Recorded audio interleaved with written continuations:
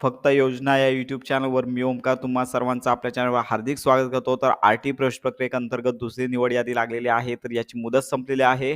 अनेक पालकवर्ग आपल्याला विचारत आहेत, की आर-टीची तिसरी निवड यादी कधी लागणार? तर पाहू शकता, की एन-सी-आय पोर्टलमार्फत जे रिक्त जागा आहेत शाळानुसार त्या रिक्त जागा आणि त्याच्यावरती वेटिंग लिस्टमध्ये जे कॅन्डिडेट आहेत, तर ही प्रत्यक्ष यादी असेल, तर याच्यामध्ये जे कॅन्डिडेट आहेत शाळांमध्ये जितक्या रिक्त जागा आहेत, तेवढ्या रिक्त जागा म्हणजेच पोर्टलवरती अपडेटचं काम चालू आहे. म्हणजेच ज्या लिस्ट आहेत शाळानुसार काढण्याचं काम चालू आहे. त्याच्यानुसार वेटिंग लिस्टमध्ये जेवढे विद्यार्थी आहेत शाळांच्या रिक्त जागांनुसार त्यांची निवड करण्याची प्रोसेस सुरू आहे. परंतु अद्याप पोर्टलवरती ही लिस्ट प्रसिद्ध करण्यात आली नाही आहे. अपेक्षित धरूया येत्या आठवड्यामध्ये म्हणजे 4 ते 5 दिवसांमध्ये ही जी लिस्ट आहे ती पोर्टलवरती येऊ शकते. परंतु लक्षात घ्या, ज्या शाळांमध्ये जागा रिक्त आहेत अशा शाळांचा विचार पुढच्या राऊंडसाठी होणार आहे. जर शाळा उपलब्ध नसतील तर मात्र यांचा आता विचार होणार नाही. तर अशा प्रकारे येथे पाहू शकता, की आत्तापर्यंत किती ॲडमिशन कन्फर्म झालेले आहेत.